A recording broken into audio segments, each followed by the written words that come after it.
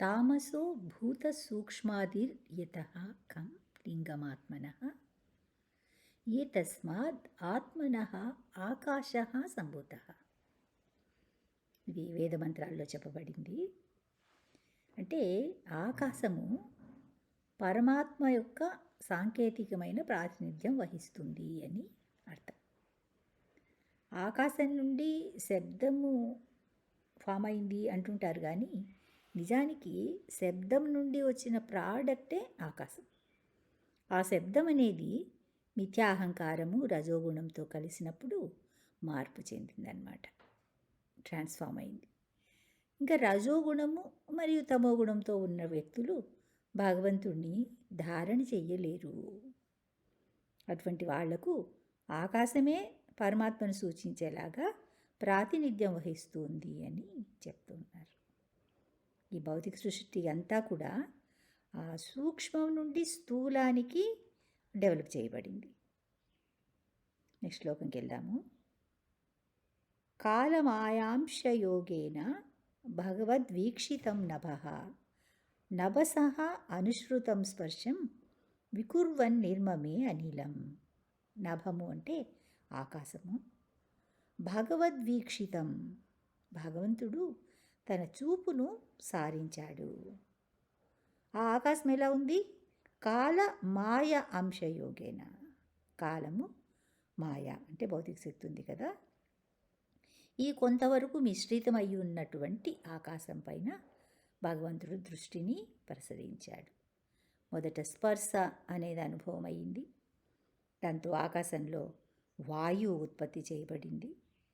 సమస్త సృష్టి కూడా సూక్ష్మ రూపం నుండి స్థూల రూపంగా రూపాంతరం చెందడం గమనించవచ్చు. అయితే కేవలం సూక్ష్మమైన అంశాలతోనే మార్పు సంభవిస్తుందా? లేదు. వాటితో పాటు భగవంతుడి వీక్షితం అనేది కలిసినప్పుడే అది సాధ్యమవుతుంది. శబ్దం నుండి ఆకాశం పరిణతి చెందినట్లుగానే స్పర్శ అంటే స్పర్శ వాయువుగాను, రూపము అగ్ని లేదా విద్యుత్ శక్తిగాను, గంధము లేదా వాసన భూమిగాను డెవలప్ అయ్యాయి. అంటే ఒకదాని తర్వాత ఇంకొకటి క్వాలిటీ ఎక్కువ అవుతూ వచ్చింది. ఇవన్నీ కూడా మహత్తత్వం అనే భౌతిక శక్తికి సంబంధించిన ఆకాశంలో జరిగినటువంటి మార్పులు. మొట్టమొదట ప్రకటితమైన ఆకాశము శబ్దానికి ప్రతీకగా ఉంది. తర్వాత ఏర్పడిన వాయువు శబ్దంతో పాటు స్పర్శ అనే గుణాన్ని పొందింది. ఈ వాయువు చాలా బలమైంది. దీన్ని ప్రభంజనం అని కూడా అంటుంటారు. ఇది ఆకాశంతో ఇంటరాక్ట్ అయినప్పుడు విద్యుత్ శక్తి లేదా కాంతిగా పరిణతి చెందుతుంది. ఈ కాంతి వల్లనే జగత్తును వీక్షించటము సాధ్యమైంది. అంటే దీనిలో శబ్దము స్పర్శతో పాటు రూపం కూడా ఉంది. అనిలేనాన్వితం జ్యోతిర్వికుర్వత్ పరవీక్షితం ఆధత్తాంభో రసమయం కాలమాయాంశ యోగతః. అనిలేనాన్వితం, అనిలం అంటే వాయువు, అనలము అంటే అగ్ని, అనిలము అంటే వాయువు. ఇక్కడ అనిలేనాన్వితం అంటున్నారు. వాయువులో తేజస్సు లేదా కాంతి నిండినప్పుడు అది భగవంతుడి చేత వీక్షించబడి అంటే చూడబడి కాలము మరియు బాహ్యశక్తుల మిశ్రమం చేత జలము రుచి సృష్టించబడ్డాయి. నీళ్లకు రంగు రుచి వాసన ఉండదు అంటుంటాం కదా. అయితే నిజం చెప్పాలంటే వేరే ద్రవం ఏదైనా సరే దానికి సాల్టో షుగరో జాగరీనో హనీనో ఏదో ఒకటి కలుపుకుని దాన్ని వాళ్ళు ఉపయోగిస్తారు. అయితే నీళ్లు మాత్రమే తీసుకున్నప్పుడు సహజంగా ఒక విశుద్ధమైన రుచి దానికి ఉంటుంది. రసోహమప్సు కౌంతేయ అన్నాడు కదా కృష్ణుడు. తన సకల శక్తులను భౌతిక ప్రపంచంలో ఏ ఏ రూపాల్లో గుర్తించవచ్చో వివరిస్తూ ఈ జ్ఞాన విజ్ఞాన యోగంలో కృష్ణుడు చెప్తాడనమాట. నీటిలో ఉన్న ఆ విభిన్నమైన రుచిని నేనే అర్జున అని కృష్ణుడు అంటున్నాడు. ఆకాశానికి ప్రతీక అయిన శబ్దము, వాయువులోని స్పర్శ, అగ్నిలోని రూపంతో పాటు రస అంటే రుచి, ఈ రుచి అనేది కూడా నీళ్ళకు ఉంటుందన్నమాట. ఇంకా విద్యుత్ నుండి ఉత్పత్తి చేయబడినటువంటి జలము భగవంతుడి చేత వీక్షించబడి యథాప్రకారం కాలము మరియు బాహ్యశక్తి అంటే ప్రతి దాంట్లోనూ ఈ రెండు ఉంటూనే ఉంటాయి, కాలము బాహ్యశక్తి. అవి రెండూ మిళితమైనప్పుడు ఈ గంధ గుణాత్మకమైనటువంటి భూమిగా ట్రాన్స్ఫామ్ అవుతుంది. గంధ అంటే స్మెల్ అన్నమాట, రుచి, వాసన. సో దీనికి భూమికి అన్నమాట అది. శబ్దము, స్పర్శ, రూపము, రుచితో పాటు వాసన కూడా ఉంటుంది. తర్వాత శ్లోకానికి వెళ్దాము. జ్యోతిషాంబో అనుసంసృష్టం వికుర్వద్ బ్రహ్మవీక్షితం మహీం గంధగుణామాధాత్ కాలమాయాంశ యోగత. కాలము మరియు భౌతిక శక్తి వీటితో మిళితమైనటువంటి జలము భగవంతుడి చేత వీక్షించబడి, ఇది తప్పనిసరి అన్నమాట భగవంతుడి చూపు అనేటటువంటిది. అలా గంధగుణాత్మకమైనటువంటి భూమిగా మారడం గురించి ఈ శ్లోకం చెప్పింది. భౌతిక జగత్తు ఏ విధంగా సృష్టించబడిందో అందరు తప్పకుండా తెలుసుకోవాలి. మనం ఎక్కడున్నాము, ఎలా వచ్చింది ఇది, అప్పుడే భౌతిక ప్రకృతి యొక్క స్వభావాన్ని గురించి అర్థం చేసుకోగలుగుతారు. అయితే ఈ జ్ఞానం ఊహలతో కానీ, కల్పనలతో కానీ, పరిశోధనలతో కానీ, పాండిత్యంతో కానీ ఎవరు పొందలేరు.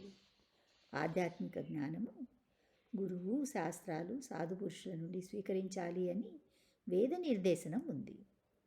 ఎందుకంటే ఆ మూడు సోర్సెస్ కూడా ప్రామాణికమైనటువంటివి. ప్రతి ఒక్కరి జీవితంలోనూ ఆధ్యాత్మిక ఆచార్యుడి పాత్ర చాలా విశిష్టమైంది. మాతృదేవోభవ, పితృదేవోభవ, ఆచార్య దేవోభవ అని ప్రతి వ్యక్తి జీవితంలోనూ ఈ ముగ్గురు గురువుల పాత్ర తప్పకుండా ఉంటుంది. అయోమయంలో ఉన్న బిడ్డకు మొదట ప్రపంచాన్ని పరిచయం చేసేది తల్లి. వేసే తప్పటడుగులకు బలాన్ని ఇస్తూ ముందుకు నడిపించేవాడు తండ్రి. వ్యక్తిత్వాన్ని వికసింపచేసి పాఠాలు నేర్పించేవాడు గురువు. సాధారణంగా ఏ విషయాన్నైనా నేర్పించేటప్పుడు అంటే టీచ్ చేసేవాళ్ళని టీచర్స్ అంటారు. ఆ విధంగా తీసుకుంటే ప్రతి ఒక్కరి జీవితంలోనూ అనేక మంది గురువులు ఉంటారు. వాళ్ళ నుంచి నేర్చుకునే విషయాలు ఉంటాయి. కానీ మానవ జీవితంలో తప్పనిసరిగా గ్రహించేసినటువంటి ఆ జ్ఞానాన్ని నేర్పించేది ఒక ఆచార్యులు అన్నమాట. కృష్ణుడు భగవద్గీతలో తద్విధి ప్రణీపాతేన పరిప్రశ్నేన సేవయ ఉపదేక్షంతి తే జ్ఞానం జ్ఞానిన తత్వదర్శిన అన్నారు. పరమసత్యాన్ని గురించి తెలుసుకోవటానికి ఎవరో ఒకరు గురువు కాదు, ఒక గురువుని తప్పనిసరిగా ఆశ్రయించాలి. వాళ్ళు ఆధ్యాత్మిక ఆచార్యులు అన్నమాట. అటువంటి వాళ్ళని సేవించి వినయపూర్వకంగా ప్రశ్నించి వారి నుండి జ్ఞానాన్ని పొందాలి. ఆత్మసాక్షాత్కారం పొందిన మహనీయులు కావటం వలన వాడు యథాతథంగా ఆ జ్ఞానాన్ని ఉపదేశిస్తారు అని కృష్ణుడు చెప్పాడు. తత్వదర్శిన అంటే ఉన్నదున్నట్లుగా సత్యాన్ని దర్శినటువంటి వాళ్ళు దాన్ని మనకు చూపిస్తారనమాట. ఆ సత్యాన్ని మనకు తెలియజేస్తారు. గు అంటే అంధకారం, దీన్ని అజ్ఞానం అని కూడా అంటారు.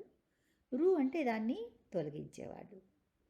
గురువుని గౌరవపూర్వకంగా స్తుతిస్తూ ఓం అజ్ఞానతిమిరంధస్య జ్ఞానాంజనశలాకయ చక్షుర్ ఉన్మీలితం ఏన తస్మై శ్రీ గురవే నమః అని కీర్తిస్తాం. అంటే అజ్ఞానమనే చీకటితో మూసుకుపోయినటువంటి కళ్ళను జ్ఞానము అనే అంజనంతో తెరిపించేటటువంటి ఆచార్య దేవుడికి నమస్కరిస్తున్నాను అని. ఆధ్యాత్మిక ఆచార్యులు ఎప్పుడూ గురు శిష్య పరంపరలో వచ్చిన ప్రామాణికులుగా ఉండాలి.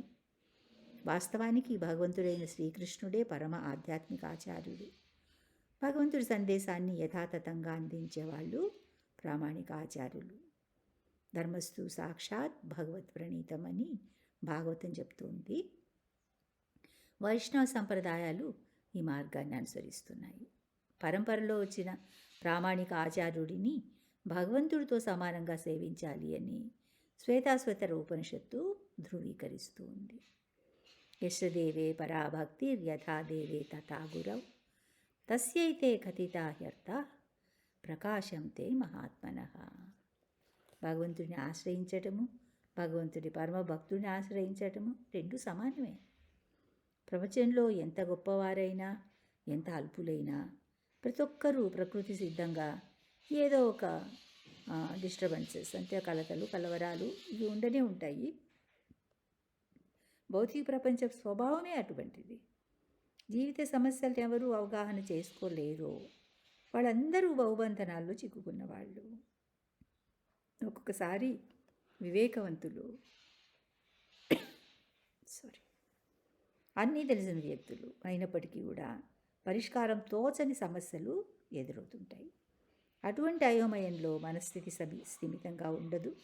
అటు ఇటు డోలాయమానంగా ఊగుతూ ఉంటుంది. యుద్ధానికి సిద్ధపడి సర్వసన్నాహాలు జరిగాక యుద్ధభూమిలో అడుగుపెట్టాడు కదా అర్జునుడు. అటువంటి స్థితి అతనికి ఎదురయ్యింది. క్షత్రియులకు యుద్ధం చేయటం ధర్మము. తను యుద్ధం చేసి అనవసరంగా హింసకు పాల్పడమా, యుద్ధం మానేసి భిక్షాటనం చేసి జీవించటమా అనే డైలమా. అర్జునుడు పరమభక్తుడు, పరదుఃఖ దుఃఖి, మిత్రుడైనటువంటి కృష్ణుడిని ఆధ్యాత్మిక గురువుగా స్వీకరించి తన కర్తవ్యాన్ని బోధించమని ప్రార్థిస్తాడు. కార్పణ్య దోషోపహత స్వభావ పృచ్ఛామి త్వాం ధర్మ సమ్మూఢచేత యశ్రేయస్యాన్నిశ్చితం బ్రూయి తన్మే శిష్యస్తేహం సాధిమాం త్వాం ప్రపన్న. నాలో ఉన్న కార్పణ్య దోషం చేత నేను నా ధర్మం విషయంలో కలతపడి శాంతిని కోల్పోయాను. ఇటువంటి స్థితిలో నాకు ఏది హితకరమో అటువంటి దానిని నిశ్చయంగా తెలియజేయమని కృష్ణుణ్ణి ప్రార్థిస్తాడు. నేను ఇప్పుడు నీ శరణ పొందిన శిష్యుడిని కనుక దయచేసి నాకు మార్గోపదేశం చెయ్యి. ఈ విధంగా అర్జునుడు ప్రత్యక్షంగా కృష్ణుడే తన ఎదుట ఉండడం వలన వేడుకున్నాడు. మరి ఇప్పుడు ఆ పరిస్థితి లేదు కదా, అనుమానం అక్కర్లేదు. సకల జీవుల హృదయాల్లో పరమాత్మ ఉన్నాడు. లోపల నుండే ప్రతి క్షణము అందరినీ మార్గనిర్దేశం చేస్తూ ఉంటాడు. సర్వస్య చాహం హృది సన్నివిష్టో మత్త స్మృతిర్జ్ఞానమాపోహనం చ. ఈశ్వర సర్వభూతానాం హృద్దేశే అర్జున తిష్టతి. ఇలా పరమాత్మగా ఉన్న తన రూపాన్ని ఆశ్రయించమని కృష్ణుడు చెప్తూ ఉన్నాడు. ఆయనకు అనేక రూపాలు ఉన్నాయి.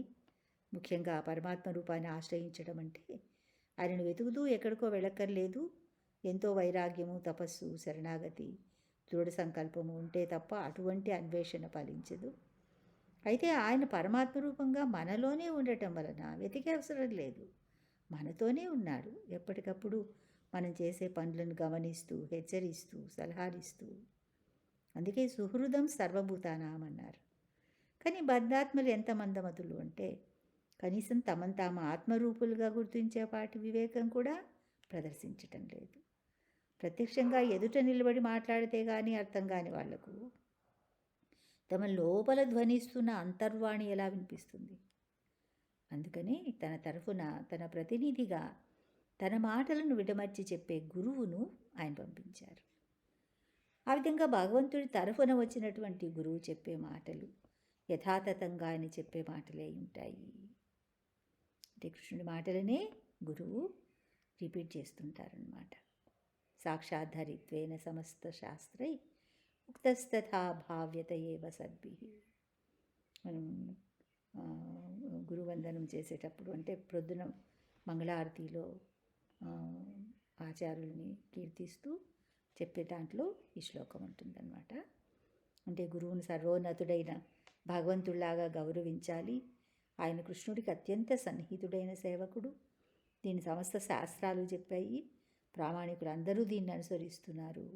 అందువలన శ్రీహరికి ప్రామాణిక ప్రతినిధి అయినటువంటి ఆచార్యుని చరణకమలాలకు నమస్కరిస్తున్నాను భక్తిపూర్వకంగా. దీన్ని యాక్చువల్గా శ్రీల విశ్వనాథ చక్రవర్తి ఠాకూర్ గురు అష్టకం అని 8 చరణాలను ఆయన రాశారు ఆధ్యాత్మిక ఆచార్యుని కీర్తిస్తూ. 17వ శతాబ్దం మధ్య భాగంలో ఆయన జన్మించారు విశ్వనాథ చక్రవర్తి ఠాకూర్. కృష్ణ చైతన్య గురు శిష్య పరంపరలో వచ్చిన గొప్ప ఆచార్యులు, ప్రముఖులు ఎవరైతే బ్రహ్మ ముహూర్తంలో అత్యంత శ్రద్ధగా, జాగ్రత్తగా సుందరమైన ఈ ప్రార్థనను ఎలుగెత్తి గానం చేస్తారో వాళ్ళు మరణమాసన్నమైనప్పుడు బృందావన నాథుడైన శ్రీకృష్ణుడి ప్రత్యక్ష సేవా భాగ్యాన్ని పొందగలుగుతారు. ఈ విషయాన్ని నిశ్చయంగా చెప్పారు. అందువల్ల ప్రామాణిక ఆచార్యులైన గురుచరణాలకు ముమ్మారు నమిస్తూ యశప్రసాదాత్ భగవత్ప్రసాద యస్యప్రసాదాత్ నగతికు తోపు అని తోపి అని నా గతికు కుతః అపి అని శిష్యుల తప్ప గౌరవాన్ని ప్రకటిస్తారు. గురువు కరుణతోనే కృష్ణుడి అనుగ్రహం దొరుకుతుంది. గురుకృప లేకపోతే గురుకృప లేకపోతే ఆధ్యాత్మిక జీవితంలో ఎటువంటి ప్రగతి కూడా సాధ్యం కాదు. కనీస జ్ఞానం ఉన్న వ్యక్తులకు కూడా ఆధ్యాత్మిక విషయాల పట్ల ఎన్నో సందేహాలు ఉంటాయి. భాగవతము, రామాయణము, మహాభారతం వంటి మహాకావ్యాలను గురించి వింటున్నప్పుడు బ్రహ్మదేవుడి జననము, అతని ఆయువు, సుఖదేవ గోస్వామి 16 సంవత్సరాల పాటు తల్లి గర్భంలోనే ఉండిపోవడము, ఇటువంటి విషయాలు నమ్మశక్యంగా ఉండవు. హిరణ్యకశిపుడు తపస్సు చేయడానికి వెళ్ళినప్పుడు అతని భార్య కయాదు గర్భవతిగా ఉంది. 100 సంవత్సరాల పాటు అతను ఘోరమని తపస్సు చేశాడు. బ్రహ్మదేవుడి నుండి దాదాపు మరణం లేని వరాన్ని పొందాడు. ఆ సమయంలో దేవతలు నిండు చూలాలైన కయాదుని బంధించి తీసుకువెళ్తారు. ఆమె కడుపున ఇంకొక భయంకరుడైన రాక్షసుడు ఉన్నాడు, పుట్టగానే ఆ బిడ్డని మట్టుబెట్టేయాలి అని ఆ ఉద్దేశంతో అలా పనిచేస్తారు. కానీ మార్గ మధ్యంలో దేవర్షి నారదుడు వాళ్ళకు అడ్డుపడి పరమ భాగవతోత్తముడైన శిశువుకు ఈమె జన్మనివ్వబోతుంది అని వాళ్ళకు చెప్పి ఆమెను తన ఆశ్రమానికి తీసుకుని వెళ్తారు. ఇంతవరకు బాగానే ఉంది. కానీ దీర్ఘకాలం తపస్సు చేసిన తర్వాత హిరణ్యకశిపుడు తిరిగి వచ్చాడు కదా. ఆ సమయానికి ప్రహ్లాదుడు ఇంకా శిశువుగానే ఎలా ఉన్నాడు?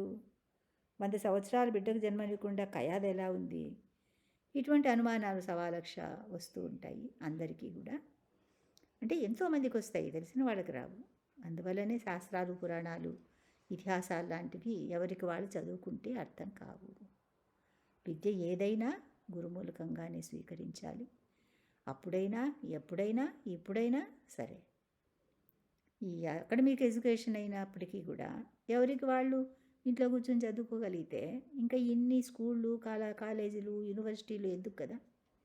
చదువుకునే వాళ్ళందరూ చదువుకునే పరిస్థితిలోకి వచ్చేసాయి. విద్యా సంస్థలు అన్ని బిజినెస్ చేస్తున్నాయి. ఇదంతా ఒక వెబ్. దీంతో మనకి ఇప్పుడు అవసరం లేదు. కానీ ఆధ్యాత్మిక ఆచార్యులు భగవద్పరమైనటువంటి జ్ఞానాన్ని అందించేటప్పుడు ఎటువంటి మినహాయింపులు లేకుండా అందరికీ అర్థమయ్యేలాగా వివరించి చెప్తారు. ఆత్మజ్ఞానం లేని అజ్ఞానులకు కూడా వాళ్ళు గ్రహించగలిగే రీతిలో ఉదాహరణలు చూపిస్తారు.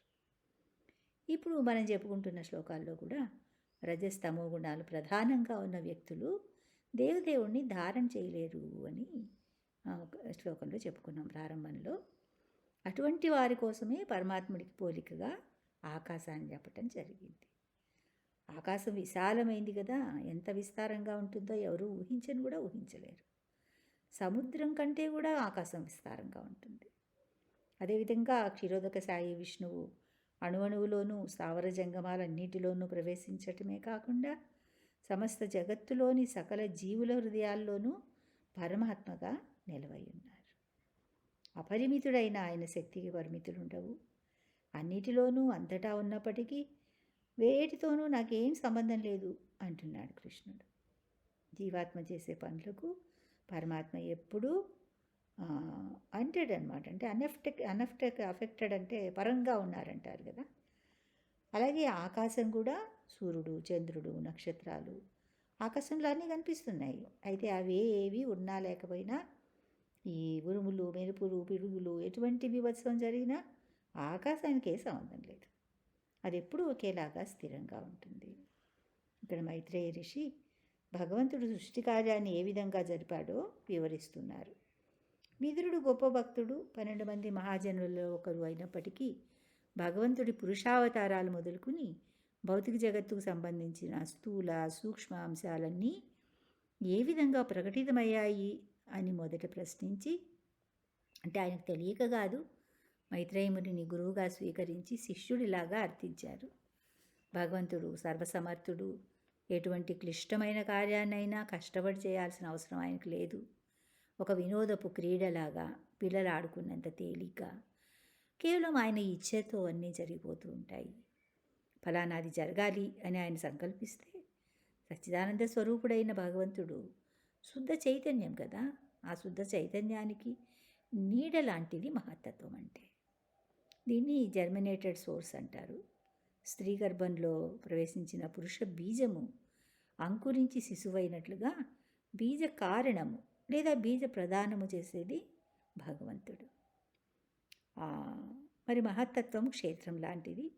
భౌతిక జగత్తుకు మూలకారకాలైనటువంటి స్థూల సూక్ష్మ పదార్థాలు ప్రకటితం కావటానికి ఇంకా ఇతర అంశాలు మార్పులు చేర్పులు ఎన్నో ఉన్నప్పటికీ కూడా తుది మెరుపు అంటే కొసమెరుపు అంటుంటాం కదా, ఫైనల్ టచ్, అది మాత్రం భగవంతుడి వీక్షణం. ఒక చిత్రకారుడు వివిధ రంగులని మిశ్రితం చేసి చక్కని చిత్రాన్ని వర్ణవర్ణాలుగా తీర్చిదిద్దుతాడు. అందమైన ఆ చిత్రం తయారు చేయడానికి రంగులు ఉపయోగించబడ్డాయే కానీ అసలు క్రెడిట్ అంతా ఆ మేళవంపు చేసిన చిత్రకారుడిది కదా. అదేవిధంగా కాలము ఇంకా బాహ్యశక్తి భగవంతుడి చూపు కలయిక చెందినప్పుడు మాత్రమే ఈ ఆకాశము, వాయువు, అగ్ని ఇవన్నీ కూడా అంటే స్థూల పదార్థాలు ప్రకటితం కావడం జరిగింది. వాటికి సంబంధించినటువంటి శబ్దము, స్పర్శ, రూపము, రుచి, గంధము, ఈ గుణాలు కూడా ఒకదాని తర్వాత మరొకటి యాడ్ అవుతూ వచ్చాయి. ఇవన్నీ మెటీరియల్ ఎలిమెంట్స్తో అంటే భౌతిక అంశాల కలయికతో జరిగినప్పటికీ అప్రయత్నంగా ఏదీ జరగలేదు. ఒక చిత్రకారుడి స్పర్శ, టచ్ లేకపోతే ఎన్ని రంగులున్నా ప్రయోజనం లేదు కదా, వాటి మిశ్రణం జరగదు. అలాగే భగవద్ వీక్షణము అనే జీవ చైతన్యం వల్లనే సమస్త సృష్టి కార్యం క్రియాశీలమవుతుంది. దీని గురించి తెలియకపోవటం వలన అందరూ ప్రకృతిలో జరుగుతున్న అద్భుతాలన్నిటినీ చాలా సహజంగా ఆటోమేటిక్గా జరుగుతున్నాయి అని భావిస్తుంటారు. నేచర్ అనేది న్యాచురల్గా పనిచేయడం కాదు, ఈ సంఘటనలన్నీ కూడా భగవంతుడి పర్యవేక్షణలో జరుగుతూ ఉన్నాయి. దీన్ని కూడా కృష్ణుడు భగవద్గీతలో ధృవీకరించాడు. మయాధ్యక్షేణ ప్రకృతి సూయతే సచరాచరం అని. సో ఫైనల్గా మైత్రేయ ఋషి అంటున్నారు, ఆకాశం మొదలుకొని భూమి వరకు ఉన్నటువంటి సమస్త భౌతిక అంశాలు, వాటి ఉన్నతము న్యూనము అయిన గుణాలు అన్నీ కూడా దేవదేవుడి ఫైనల్ టచ్ చేతనే, తుది స్పర్శ చేతనే సంభవిస్తున్నాయి అని. హరే కృష్ణ.